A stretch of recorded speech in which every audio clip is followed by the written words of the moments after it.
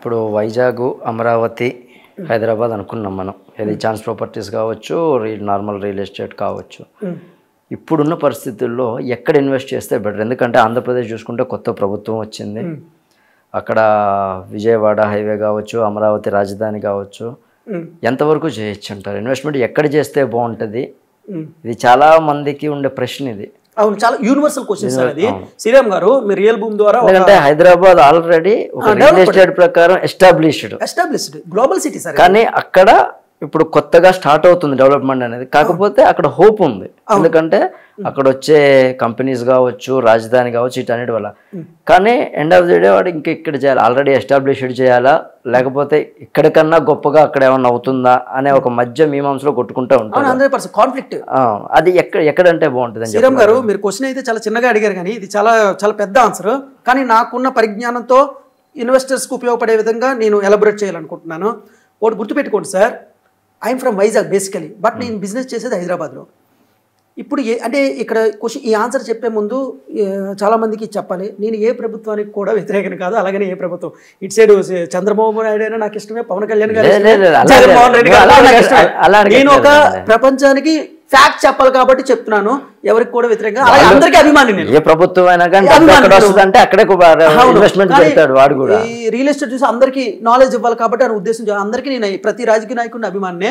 ఇక్కడ ఏంటంటే సార్, హైదరాబాద్ గురించి, అదే అమరావతి గురించి, వైజాగ్ గురించి మూడింటికి ఆన్సర్ ఇస్తాను నేను. ఫస్ట్ హైదరాబాద్ తీసుకుందాం. హైదరాబాద్ అనేది గ్లోబల్ సిటీ సార్. ఇక్కడ ఉండే వాళ్ళందరూ కూడా 20% ఆంధ్ర పీపుల్ అయితే, ఎక్కువ పర్సెంట్ ఉంటే అన్ని రాష్ట్రాల నుంచి, తమిళనాడు, బెంగళూరు, ముంబై, అన్ని రాష్ట్రాల నుంచి ఉంటారు. సో ఇక్కడ ఇది ఆల్రెడీ ఇన్ఫ్రాస్ట్రక్చర్ కానివచ్చు, హాస్పిటాలిటీ కానివచ్చు, మొత్తం ఫిలిం ఇండస్ట్రీ కానివచ్చు, ఐటీ కానివచ్చు, అన్ని. అయితే ప్రభుత్వానికి ట్యాక్స్ వచ్చేది మెయిన్ దేని వల్ల వస్తుంది అంటే రియల్ ఎస్టేట్ వల్ల వస్తుంది, లిక్కర్ వల్ల వస్తుంది, 3 ఐటీ వల్ల వస్తుంది, తర్వాత ఎడ్యుకేషన్, ఫిలిం ఇండస్ట్రీ అన్నీ ఉంటాయి. సో హైదరాబాద్లో ఏంటంటే రోడ్డు కనెక్టివిటీ కానీ, రైల్ కనెక్టివిటీ కానీ, ఎయిర్ కనెక్టివిటీ కానీ, మెయిన్ ఈ 3 చూసుకోవాలి. ఎక్కడైనా ఇన్వెస్ట్ చేయాలి, ఆ 3 పుష్కలంగా ఉన్నాయి. ఓకే, హైదరాబాద్ గత 2 years నుంచి, నేను హైదరాబాద్లో జూబ్లీహిల్స్ రియల్ ఎస్టేట్ చేస్తాను, అవుట్కట్టు రియల్ ఎస్టేట్ చేస్తాను. గత 2 years నుంచి ఉన్న ఫ్యాక్ట్ అయితే చెప్పాలి సార్, రియల్ ఎస్టేట్ అనేది ఇన్వెస్టర్లు కొనడానికి ఆలోచిస్తున్నారు. ఎన్ఆర్ఐలు ఈరోజు నా దగ్గర 4 ప్రాపర్టీలు సేల్ కూడా ఇప్పుడు 1000 square yards జూబ్లీహిల్స్ ఆగే, అగ్రిమెంట్ వరకు వచ్చి ఆగే. ఎందుకంటే వాళ్ళు కూడా అమరావతిలో చేద్దామని డైలమాలో ఉన్నారు. అయితే నేను ఇచ్చే యూనివర్సల్ ఆన్సర్ ఏంటంటే, ఇక్కడ 2 రకాల మార్కెట్లు ఉంటాయి సార్. ఒకటి buyer market, seller market. Real ఎస్టేట్లో బయ్యర్ మార్కెట్ అంటే ఏంటి? ఇప్పుడు మన కంట్రోల్ మన చేతుల్లో ఉంటుంది. బయ్యర్ కొనేవాడు, ఇప్పుడు అవతల 100 రూపాయలు చెప్తాడు సార్, అవతల 100 రూపాయలు చెప్తాడు. కానీ బయ్యర్ మార్కెట్ ఏంటి? వాడు ఏంటంటే డామినేట్ చేయడు, తక్కువ డిమాండ్ పడిపోద్ది అనమాట. ఓకే, అప్పుడు మనం ఎంతకంటే అంతకు ఇవ్వలేడు. సెల్లర్ మార్కెట్ అంటే ఏంటి?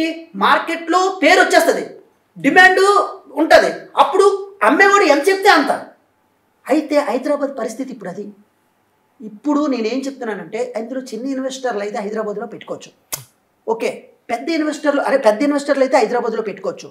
ఇప్పుడున్న క్రమేమంలో హైదరాబాద్లో త్రిబుల్-ఆర్ అనేది వస్తుంది, రీజనల్ రింగ్ రోడ్. ఇప్పుడు హైదరాబాద్లో ఉన్న ప్రభుత్వం ఏంటి?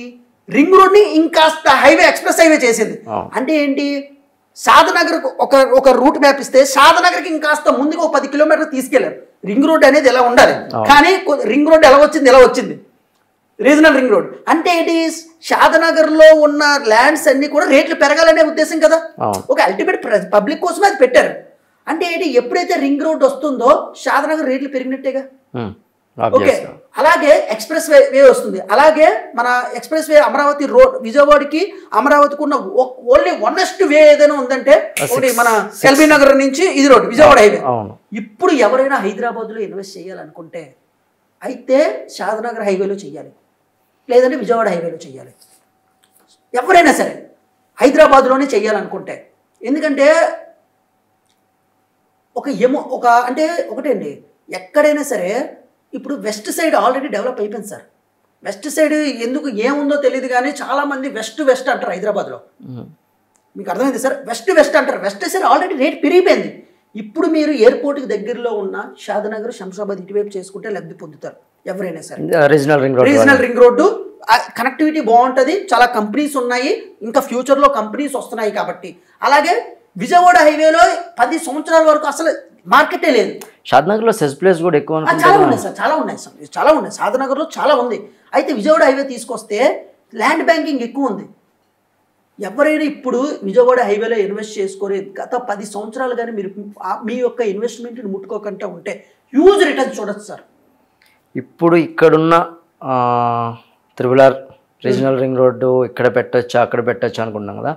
ఇప్పుడు జరుగుతున్న రీజనల్ రింగ్ రోడ్డు వల్ల రానున్న 5-10 సంవత్సరాలు ఎలా ఉండిపోతుంది? ఇక్కడ పెట్టడం బెస్టా లేకపోతే అక్కడ రాజధాని డెవలప్ అవ్వే ఛాన్సెస్ ఉన్నాయి కాబట్టి అది కూడా ఒక రానున్న ఒక 5-10 సంవత్సరాల్లో ఎస్టాబ్లిష్ అయిపోతుంది కాబట్టి Amaravati is the golden chance అనమాట. ఇప్పుడు ఓకే నేను దేనికి వ్యతిరేకం కాదు సార్. యాజ్ అ రియాల్టర్ గా నేను హైదరాబాద్ చేస్తాను, వైజాగ్ చేస్తాను, అమరావతి చేస్తాను.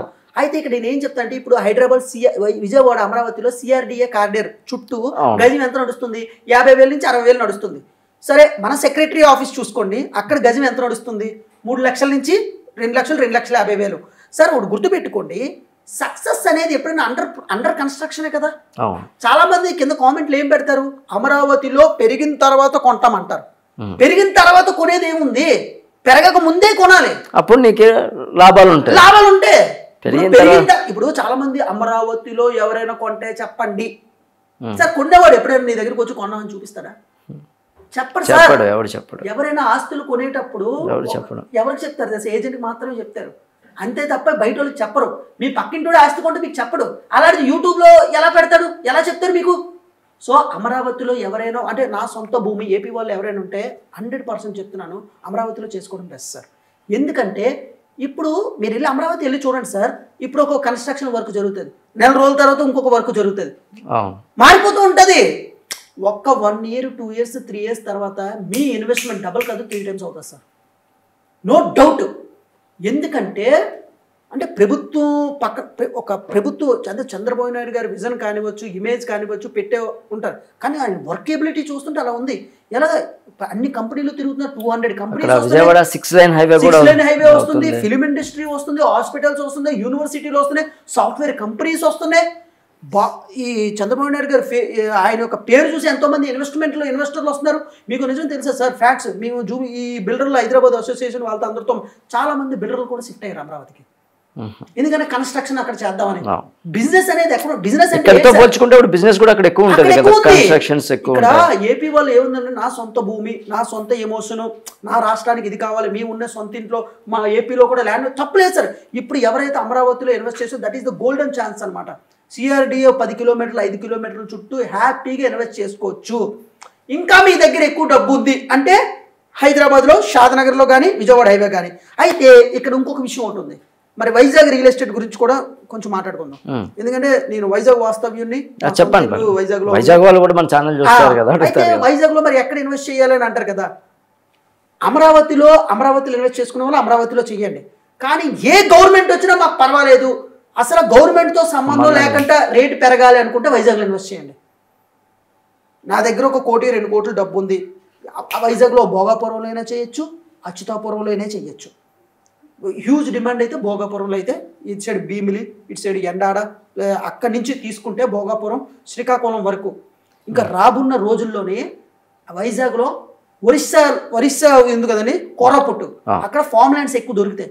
అక్కడ కూడా ఎకరాల్లో ఎక్కువ దొరుకుతాయి అనమాట. అక్కడ కూడా మాకు కాంటాక్ట్స్ ఉన్నాయి. అంటే 100 ఎకరాలు 200 ఎకరాలు కావాలంటే ఇచ్చాపురం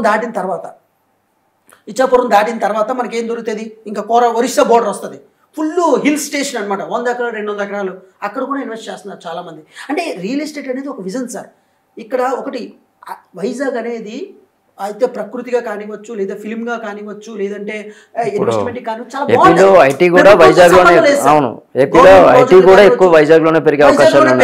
ఇప్పుడు రామానాయుడు గారు స్టూడియో పెట్టారు, చిరంజీవి గారు కూడా ఏమన్నారు, నా శాసా జీవితం నెక్స్ట్ వైజాగ్లోనే.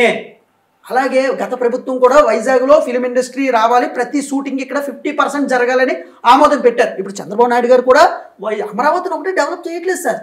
చాలా మంది వైజాగ్ పీపుల్ అంటున్నారు, బాబు గారు అమరావతిలోనే లేదు సార్. నెక్స్ట్ ఎఫెక్ట్ వైజాగ్లోనే నెక్స్ట్. ఇప్పుడు ఒకటి సార్, అమరావతి పెరిగిన తర్వాత రాజమండ్రి రేట్లు పెరగలేదా?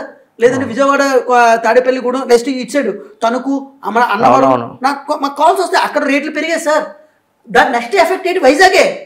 అంటే ప్రభుత్వంతో సంబంధం లేకుండా పెట్టే పెట్టుబడి వైజాగ్. ఎందుకంటే వైజాగ్లో సొంత ఇల్లు ఉందనుకోండి, ఏముంది సార్, బీచ్కి వెళ్ళి హ్యాపీగా రావచ్చు.